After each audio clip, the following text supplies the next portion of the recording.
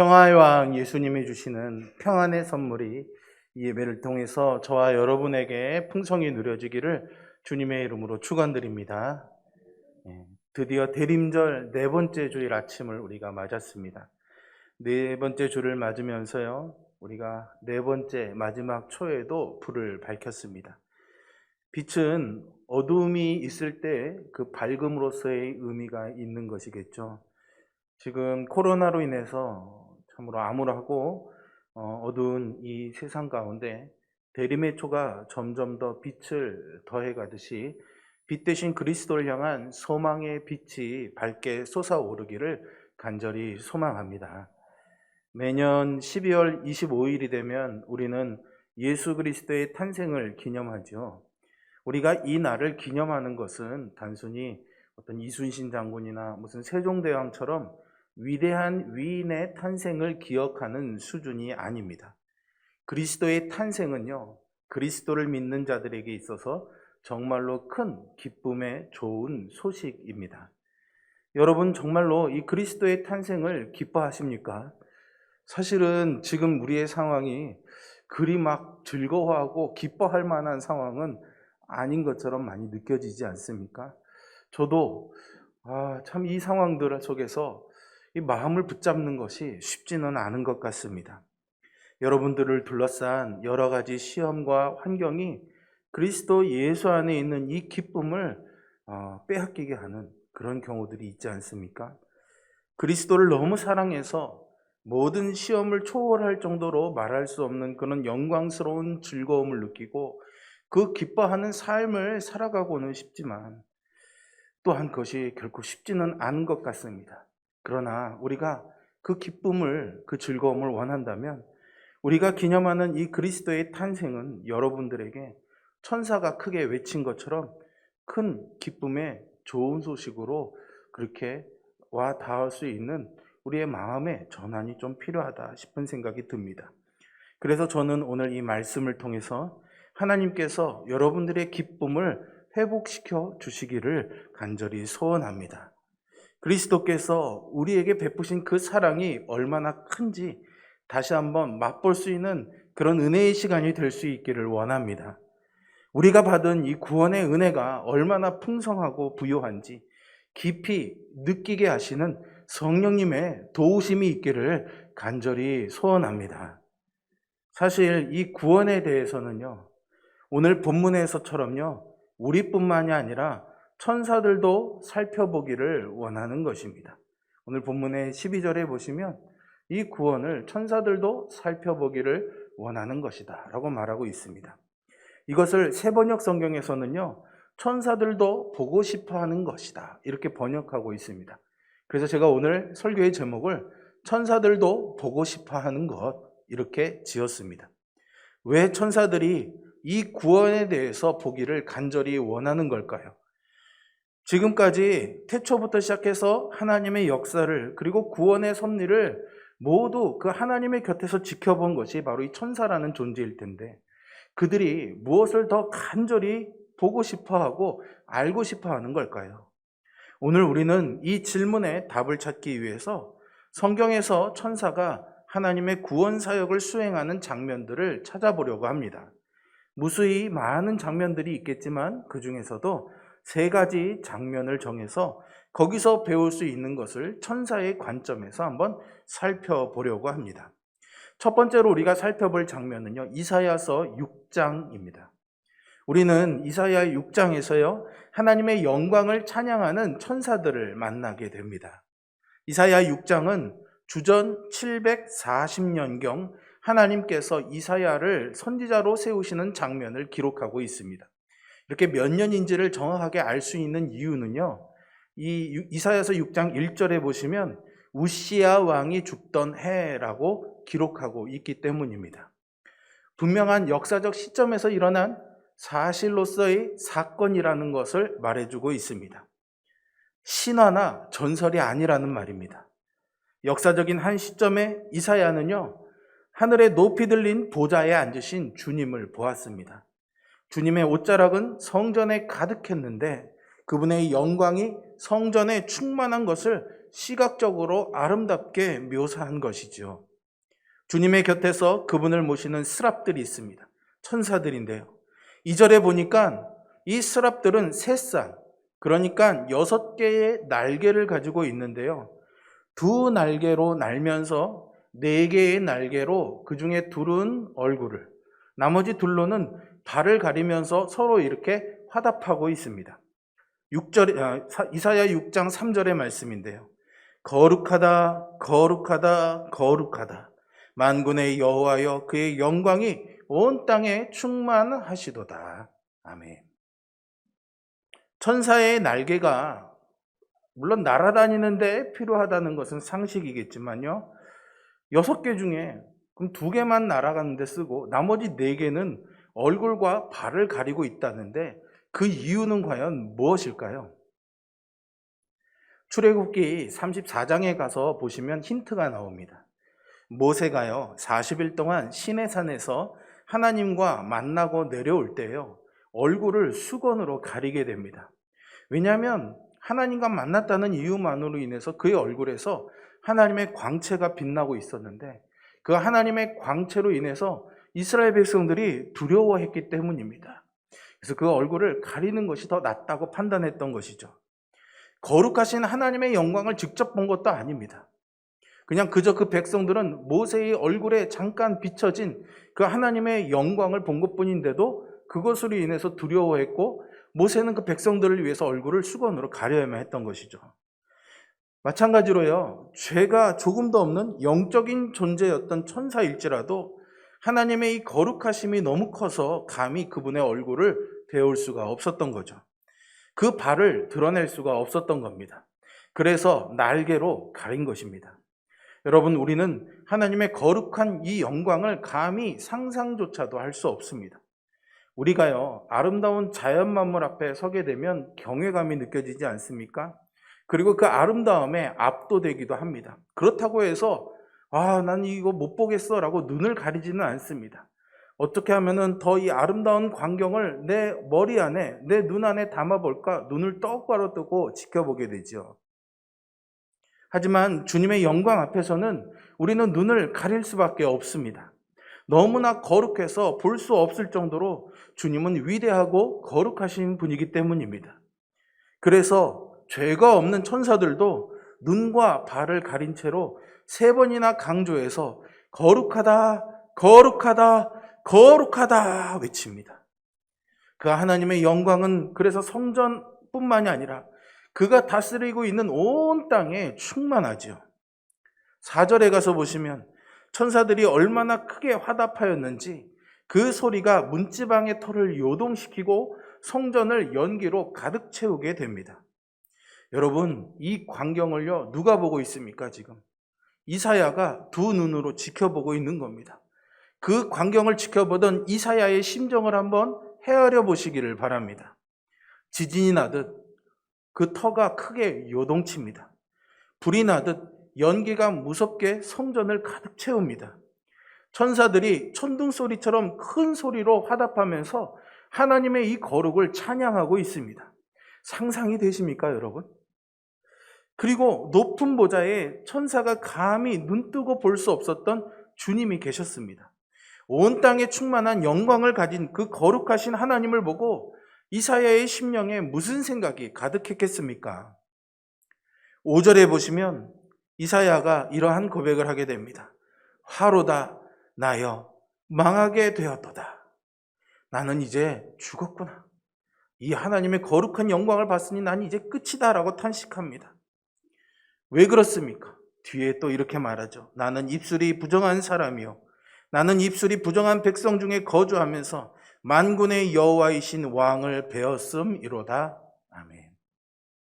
예수님이요 마태복음 5장 11절에서요 입으로 들어가는 것이 사람을 더럽게 하는 것이 아니라 입에서 나오는 그것이 사람을 더럽게 하는 것이라고 말씀하셨습니다. 이것을 생각하면은요 이사야가 나는 입술이 부정한 죄인입니다 라고 말했던 것은 단지 그냥 몇 마디 말 실수를 하거나 말에 죄가 있어서가 아니라 그의 마음에서 시작되는 온갖 더러운 죄가 그 입술로 나왔다는 것. 그래서 자기는 그런 죄인이라는 고백이라고 볼 수 있습니다.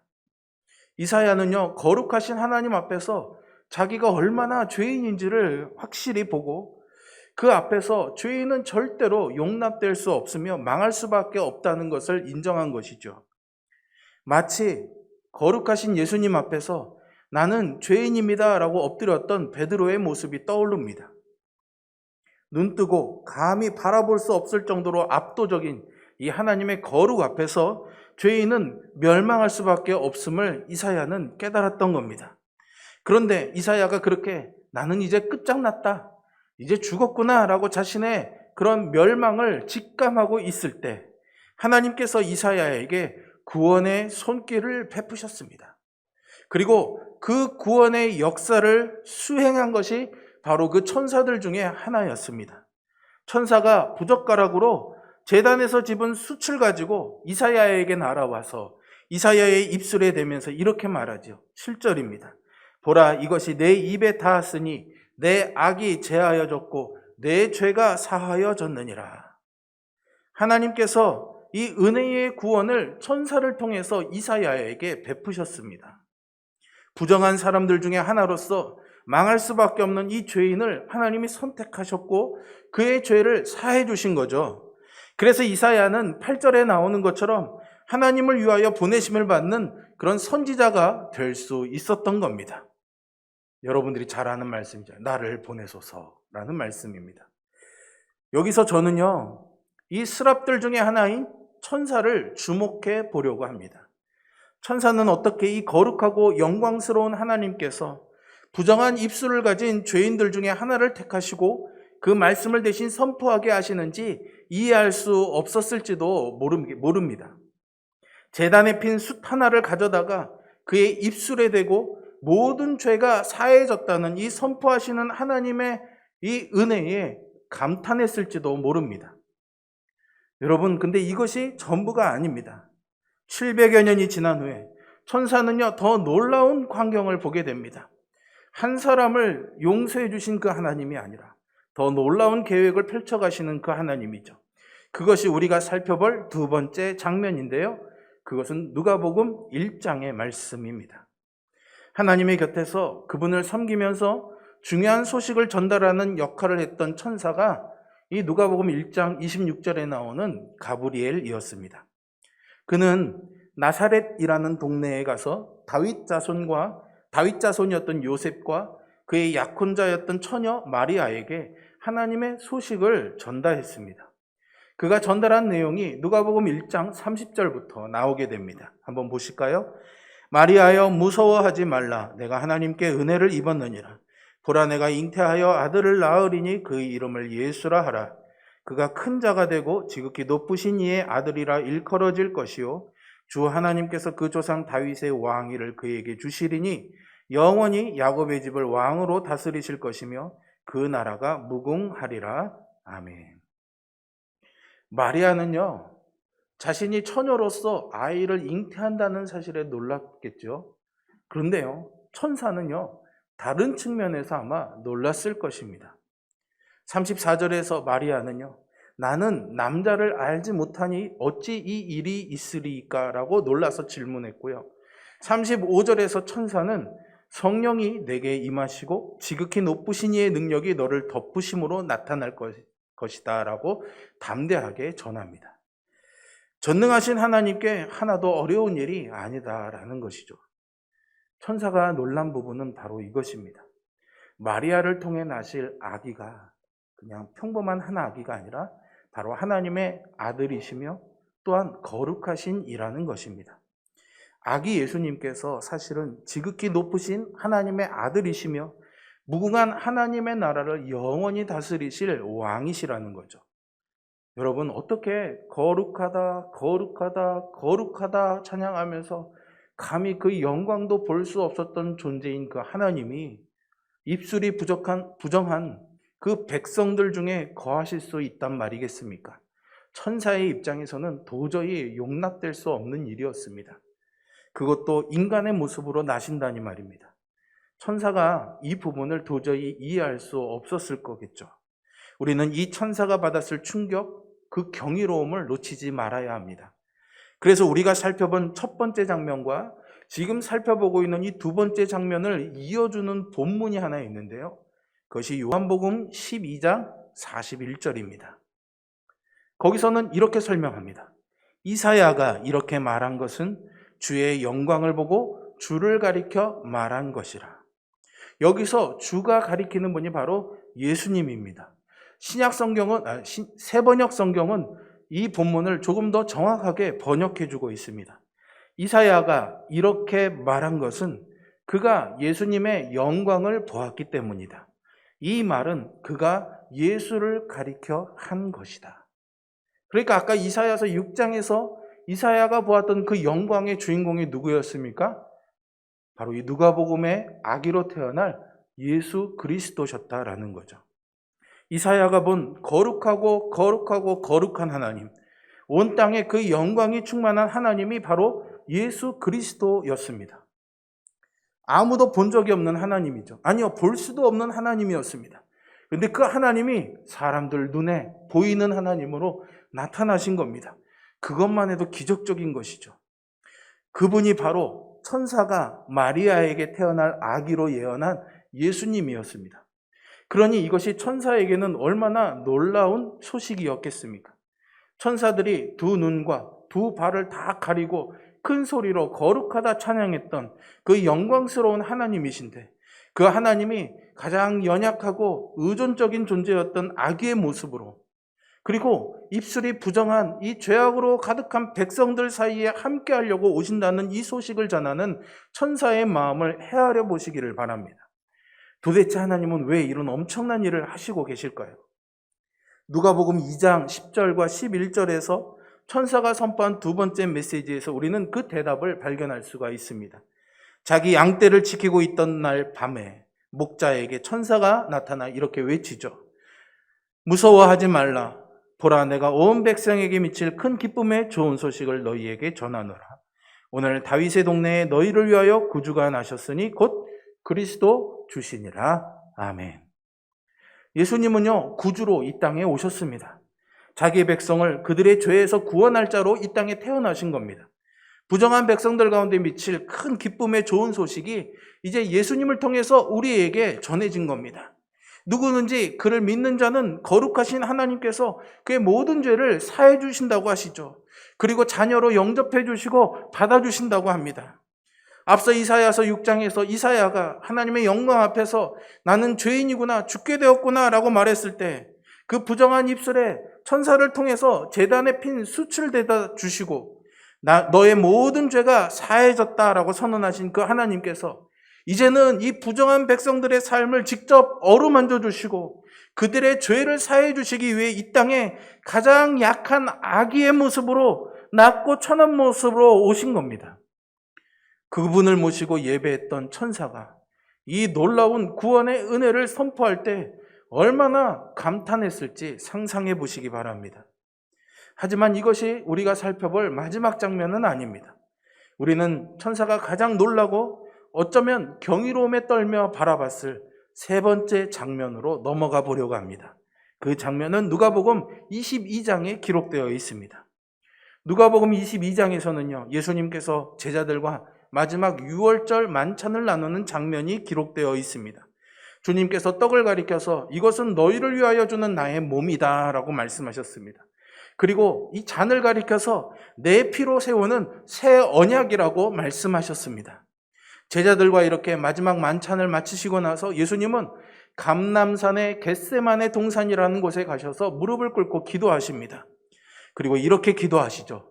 아버지여, 만일 아버지의 뜻이거든 이 잔을 내게서 옮기시옵소서. 그러나 내 원대로 마시옵고 아버지의 원대로 되기를 원하나이다. 아멘. 제자들과 잔을 나누며 하신 말씀처럼 많은 사람들을 위해서 피를 흘리게 될 일을 앞두고 예수님은 이렇게 기도하셨습니다. 그러나 그 기도는 즐거운 기도는 아니었습니다. 심히 고민하여서 죽게 될 정도의 기도였습니다. 죄를 알지도 못하시고 오히려 이 죄를 심판할 권세를 가지신 그 거룩하신 하나님으로서의 예수님이 우리의 이 죄값을 치르시기 위해서 이제 그 하나님의 심판을 받으시려고 합니다. 히브리서의 말씀에 따르면 예수님은 심한 통곡과 눈물로 이 간구와 소원을 올리셨습니다. 그리고 누가복음 22장 43절에 보시면 바로 그때에 천사가 하늘로부터 예수께 나타나 힘을 더하였습니다. 여러분들, 내가 만약 천사라는 그런 가정하에서 한번 이 장면을 그림 그려 보시기를 바랍니다. 거룩하신 하나님이셨던 그 예수님께서 망하게 될 그 인간의 모습을 하시고 나서 아버지께 울부짖어 기도하고 있는 겁니다. 하나님은 부정한 백성의 입술에 제단에 핀 숯을 천사를 통해서 전달하여서 그 죄를 사하신다 선포하였지만, 예수님은 이 직접 부정한 백성들 가운데 거하시면서 그들을 대신해서 죽임당할 제단의 제물이 되셨던 거죠. 죄인이 도저히 도달할 수 없는 거룩하고 높은 보좌에서 직접 내려오셔서 죄인의 모습으로 죄인을 대신하셔서 하나님의 진노를 그의 몸으로 모두 다 받아내시고 부정한 백성들을 영원히 하나님과 함께할 백성으로 삼아 주신 겁니다. 아버지의 뜻대로 그 일을 행하기에 앞서 예수님은 아버지께 심한 통곡의 기도를 드리신 겁니다. 그리고 그 자리에서 천사가 힘을 더하며 함께하고 있었던 겁니다. 저는 바로 이것이 천사가 그토록 구원에 대해서 간절히 보고 싶어하는 이유라고 생각합니다. 하나님의 놀라운 그 경이로움으로 이사야의 죄를 용서하신 모습, 아기의 모습이 되어 부정한 인간의 모습이 되어서라도 이 땅에 오셔서 우리를 구원하시려는 그 하나님의 애쓰심, 그리고 이 땅에 오신 그 하나님이 십자가의 고난을 앞두고 울부짖어 기도하는 그 기도를 도우며 천사는 무엇을 바랬을까요? 정말 이 거룩하신 하나님께서 원하시는 것처럼 이 땅에 있는 영혼들이, 이 땅에 있는 사람들이 구원받았으면 좋겠다. 그거 아니겠습니까? 거룩하고 영화로우신 하나님께서 그것을 위해 그 높은 보좌를 버리시고 낮고 낮은 이 땅에 오셨습니다. 그리고 부정한 백성들과 함께 하시면서 그들과 함께 웃고 우시고 상처를 싸매 주시고 병든 몸을 치유해 주시고 심지어는 죽은 자를 살리시며 이제는 마침내 그 죄를 대신 지시고 죽으셨습니다. 높은 하늘에서 낮은 땅까지 자기를 낮추신 이 하나님의 인자하심을 천사들은 계속해서 묵상하고 헤아리고 그 놀라운 은혜에 감탄하면서 찬양하기를 원했겠지요. 이제 이번 주 토요일이면 성탄절이죠. 예수님의 나심을 기념하는 성탄절입니다. 천사들은 예수님의 나심을 이렇게 선포했는데요. 누가복음 2장 10절과 14절의 말씀입니다. 온 백성에게 미칠 큰 기쁨의 좋은 소식을 너희에게 전하노라. 지극히 높은 곳에서는 하나님께 영광이요, 땅에서는 하나님이 기뻐하신 사람들 중에 평화로다. 여러분에게 정말 주님의 나심이 이런 천사들의 외침처럼 큰 기쁨의 좋은 소식이었으면 좋겠습니다.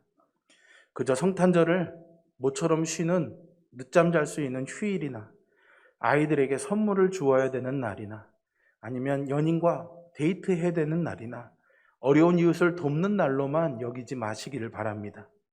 자기를 비워 사람들과 같이 되신 종 되신 그 주님을 묵상하는 시간이 되어야 하겠습니다. 사람으로 오신 그 주님을 선포하면서 그 예수님을 찬양했던 천사들처럼 이 부정하고 죄 많은 우리들과 함께하러 오신 그 임마누엘의 하나님을 찬양해야 하겠습니다. 죽기까지 복종하신 십자가에 우리를 대신하여 달리신 그 예수님을 깊이 묵상하는 그 기다림의 시간들이 이번 주간이 되었으면 좋겠습니다. 아버지께 울부짖으며 아버지께 울부짖으며 기도하셨던 그 예수님과 함께했던 천사처럼 우리의 구원을 위해서 높은 하늘에서 낮은 땅까지 자기를 낮추고 죽기까지 복종하신 그 예수님의 크신 인자하심을 헤아려 보시기를 바랍니다. 그리고 신령과 진정으로 그분을 경외하고 높였으면 좋겠습니다. 지금 이 천사들은 뭘 하고 있을까요, 여러분? 계시록 5장 11절에 보시면요, 그 수가 만만이요 천천인 천사들이 큰 음성으로 예수님을 찬양하고 있습니다. 이어지는 12절과 13절의 말씀이죠.